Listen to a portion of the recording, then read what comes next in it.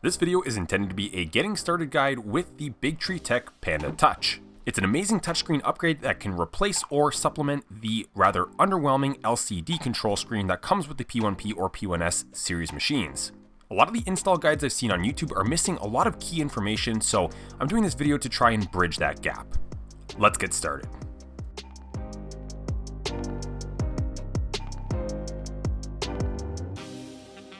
We'll begin with the unboxing, and the bigtreetech Panda Touch comes in this nice looking tidy little box.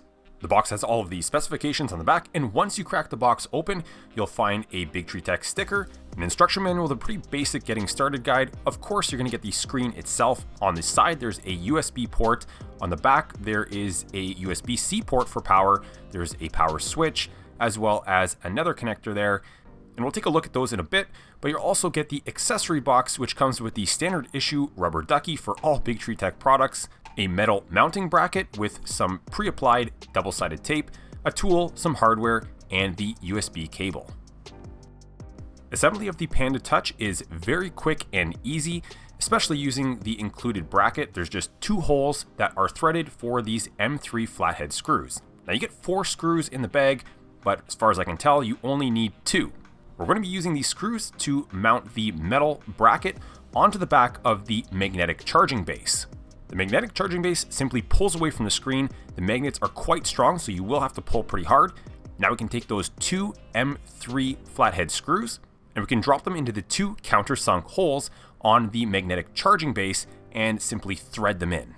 To do this, I'm going to be using one of the hex screwdrivers that you can find on my website, embracemaking.com. They come in a kit, and that kit comes with many of the common sizes that you would need to perform maintenance, repair, and install new products on your 3D printers. Now that we have these 2 pieces assembled together, we can bring them over to our printer, and on the top of the P1S, there is a small piece of real estate there that we're going to be using for the adhesive tape on this bracket. Make sure it's clean and free from oil and grease, and you'll see that there are these 2 tabs that slip in behind the existing LCD screen, and you can line this bracket up with the screen itself. Don't move it too far to the left where you would be covering your SD card slot. Obviously, you still want access to that. Looking from the back side, I'm going to peel this piece of tape off here just so it's more clear what's going on. There is a USB port hidden under the top front surface of your P1P and P1S. Now, you shouldn't need to remove that piece of tape. I just did that so you could see it better. And that's where you're going to plug in the USB-A side of the cable that came with the Panda Touch. And the cable can then be pushed into these little retainer clips under that top surface of the P1P and P1S to hold the cable in place. And then you can push the USB-C side of the cable up and through that hole in the top of the printer and route it over to the charging base where you can plug it into the USB-C port. On the back of the Panda Touch, we've got a few power options. We've got off, we've got a battery mode, as well as a DC mode. In DC mode, when the printer turns off, the Panda Touch turns off. In battery mode, it charges the battery, and you can actually just use this thing kind of like a mini tablet. The power will stay on, and you can walk around with this thing and control your printers wirelessly. Now, before we get this thing set up, I was in the middle of editing this video, and Bambu Lab announced that they're limiting access to third-party control of their printers. That includes certain slicers as well as products like this Panda Touch. So it's extremely important that you are aware of what firmware version of your Bambu Lab printer that you're running, and that you cross-check on the Panda Touch Wiki that your firmware is compatible with their product right now. I truly hope Bambu Lab reverses course on this decision because it's become a very controversial hot topic in the 3D printing community right now. So now that you've been informed, let's move on with the setup. So when you first turn on the Panda Touch, you're going to choose your language. In this case, I'm selecting English, and then you'll need to connect to your local Wi-Fi network. And this is where I initially had some problems, and that's because I have a Google Nest Wi-Fi network at home. Now, I have the older version of this thing, so mine only switches between 5 GHz and 2.4 GHz. But the point is, the Bambu Lab printers seem to really only want to operate in the 2.4 GHz band, and the Panda Touch also seems to prefer 2.4 GHz bands. So to save yourself a big headache with connection issues, if you have one of these routers, take a look at the documentation, because in this case, with the Nest Wi-Fi, by creating a guest network, it seems like it limits the guest network to 2.4 GHz. So now I have my printer as well as the Panda Touch on this network, and that got rid of all of my connection problems. After successfully connecting to a network, you'll be prompted to enter in some information about the printer that you're trying to connect to. If you tap on the link in the bottom left-hand corner, there is a very nice little information guide that you can swipe through, and it's going to show you exactly where to find all of this information on the P1P or P1S LCD controller. After entering that critical information, you can scroll down, and there's some optional information that you can fill in, such as the model number, the filament color, as well as the nozzle size, and the type of default material. Now, as far as I can tell, this doesn't actually do anything, just might be a way to help identify the printer because you can connect more than one printer to this thing. If you've entered in all of the critical information correctly, then you should be able to successfully connect to the printer, and you can start controlling things such as the internal LED lights, as well as only some options in the control section. In order to gain full control of your printer, we will need to take an extra step, but for now I'll just show you guys in the filament menu here. You can start adjusting things like the brand of filament, the type of material that you're using, the color, and this touchscreen is amazing for this because it's so much easier to do than, of course, doing this on that tiny little LCD controller. The next menu we can look at is the file system, and you'll notice that it's blank, and that's because we haven't connected our Bambu Lab account with the machine yet, and I don't have a USB drive in there, so we also don't have anything in the USB file system. In the settings menu, you'll find some basic things like your network settings, the firmware version, and a few other things that we'll get to a little bit later.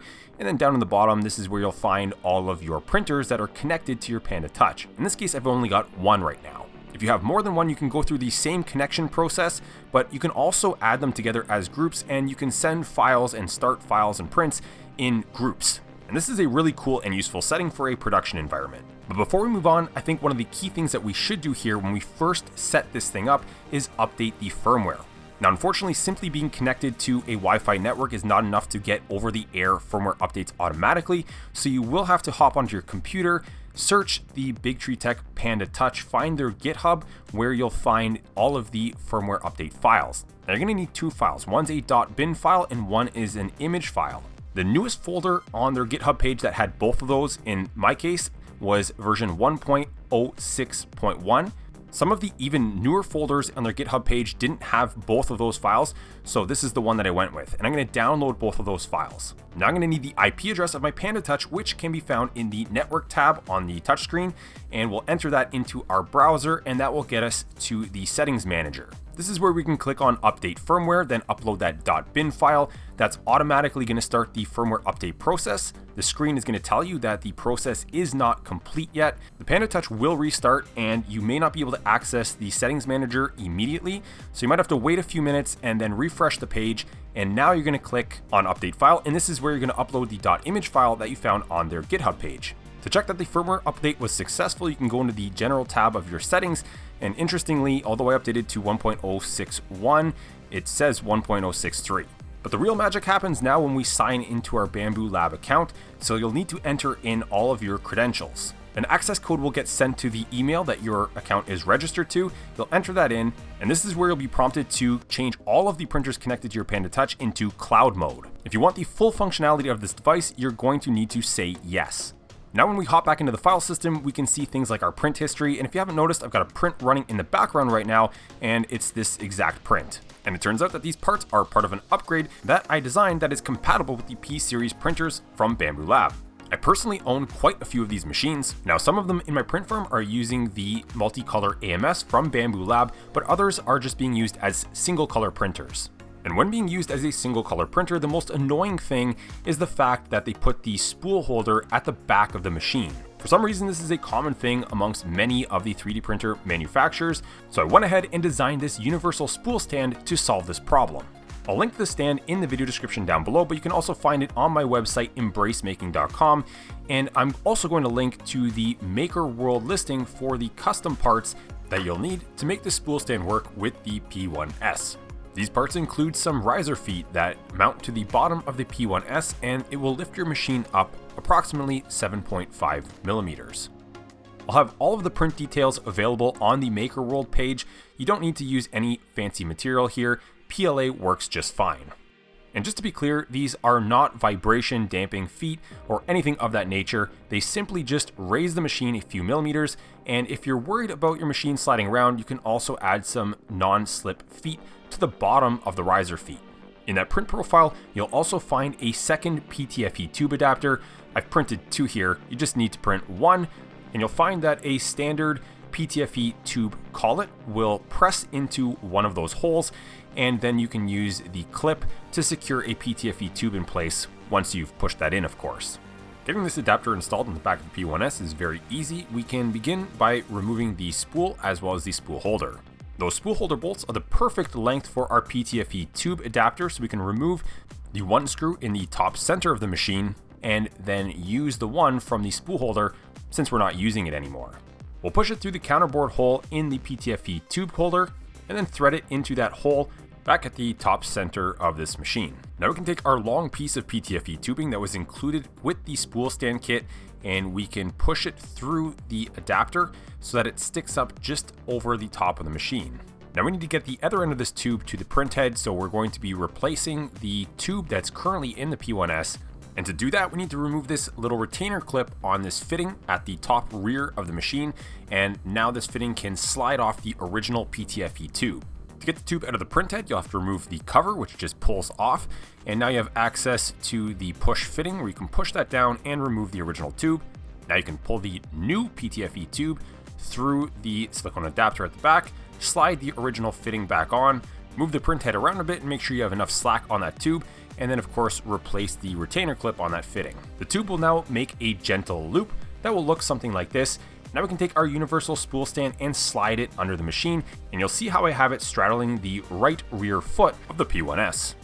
Now we can mount a roll of filament to our universal spool stand, and as you can see, it will be at the top of our machine rather than the back, so it's very easy to access. The spool stand uses a threaded conical nut to clamp down on the center bore of your roll of filament, and then you can just feed that into the top of the PTFE tube sticking up at the center rear of the P1S. You'll also notice in the downloadable custom parts for the P1S, there is a 25mm splice extension. The P1P and the P1S are not particularly tall printers, but it is nice to have this little bit of extra height on the spool stand if you can't accommodate it above your machine. Now your spool is very easily accessible from the front of the machine, and it just makes your life so much easier when dealing with filament changes. At the bottom of the spool stand, we also have some additional features, one of them being a USB stick holder at the back, and there's a little tray at the front for more USB sticks or potentially SD cards. There are also some holes in this area here where you can place some tools like hex keys, screwdrivers, as well as a nozzle clearing tool or a nozzle wrench, and there's some additional holes at the bottom for spare nozzles if you have a printer that uses the more traditional M6 style nozzles. And finally, up in the tube splice, there's a holder for your side cutters so they're always within reach when you need them. Now, one other thing I made available is this AMS compatible refill master spool. I didn't like the printable version from Bambu Lab. I found the little locking tabs eventually wore out and the spool could come apart. I took a slightly different approach with this design and tried to come up with something that wouldn't wear out or get stuck. The two pieces thread together with a very large and easy to print male and female thread. Now, of course, here you'll see that I have a partially used spool, so I'll try and remove this without it completely unraveling. But on a fresh, unopened refill spool, this is very easy to do. On the second part, you'll see that this is where the refill spool will slip on top of. It has a series of holes on one face, and it still has the little locating tab for the Bambu compatible refill cardboard spools. That tab simply lines up with the small cutout in the cardboard spool, and that will seat the refill in place. And then we can take our second part and we can thread it. And when it's fully threaded on, it's very secure and friction will generally hold this in place and it should not come apart. However, for those of us who have had spools come apart mid-print and are a little bit paranoid, I've incorporated these slots as well as a series of holes so that as you tighten the second part down, the holes will eventually line up with the slots. And then you can take a single M3 socket head or button head and just thread it into those holes, and that will lock it in place and prevent it from unthreading. You only need to use one screw, so filament changes will still be very quick and efficient. So now back to the Panda Touch, and one of the best reasons to get this thing for your P1P or P1S is if you're using the AMS unit. When you head into the filament tab, the screen will automatically recognize that you have your AMS plugged in. In this case, I don't have any spools in there right now, so I'm going to load those in, and the first one I'm going to load in is a regular green PLA Bambu spool. The second one will be that refill spool that I just showed you that's got the Bambu RFID tag still on there, and that was white marble. And the last one I'm going to put in is just a regular eSun PLA spool that has no RFID tag. So here we can edit that simply by clicking on the edit button, going through the menu, selecting generic eSun PLA filament, the color black, and it's that easy to modify what's loaded into your AMS. Performing this task of manually entering and editing filament in your AMS would have previously required you to go back into Bambu Studio or even use the Bambu Handy app. So now we'll head into Bambu Studio and make sure that whatever we entered on that screen registers with the printer and Bambu Studio. So you'll see that I've tried to resync the AMS and nothing is happening here. So I'm going to head into the device tab, and for a brief moment in the top left hand corner of the screen, you can see that my printer was not connected. Maybe clicking on the device tab prompted it to reconnect, and you can see the AMS synchronized. Now when we go back into the prepare section and hit that resync button, everything comes up as it should. Now instead of printing direct from Bambu Studio, I'm going to slice this plate, and then instead of hitting print plate, I'm going to send this file to my P1S.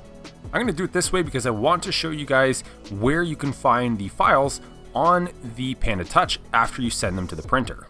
In Bambu Studio, we'll just double check that the file was sent correctly. So we'll go to device and then micro SD card, click on model, and you'll see that green clip, and it's the 3MF file.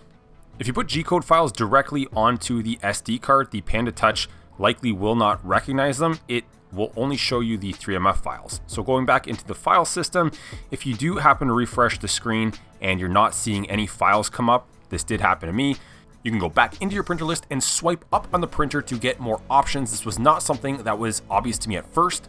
And now you can edit things like the credentials, such as the access code. For some reason, my access code changed, and this was causing me a lot of issues trying to synchronize the file list. So just keep an eye out for that. But once you're in the file list, you can click on the files and then you can choose to print directly from the Panda Touch screen. You can also click the icon at the bottom and toggle between the list and the thumbnail view.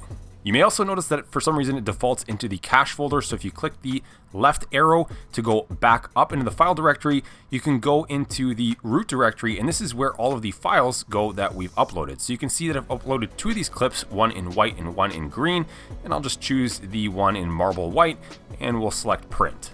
So now you have full control over your printer using the Panda Touch. And remember, the most critical thing here in all of this was that you had to log into your Bambu account and enable cloud mode. Otherwise, a lot of these functions will not work for you. Also, keep yourself informed with what's going on with Bambu Lab and their ability to allow third parties to access control of some of their printers. I've heard rumors of having some sort of developer mode in future firmware updates for the Bambu Lab printers, and hopefully that would give you unrestricted access so that awesome products like the Panda Touch are not affected. Only time will tell how that plays out, but also keep an eye out on my website, embracemaking.com, because in the future, I may be carrying products from bigtreetech like the Panda Touch on my site. And if it's not too much to ask, consider hitting that subscribe button. Thanks for watching.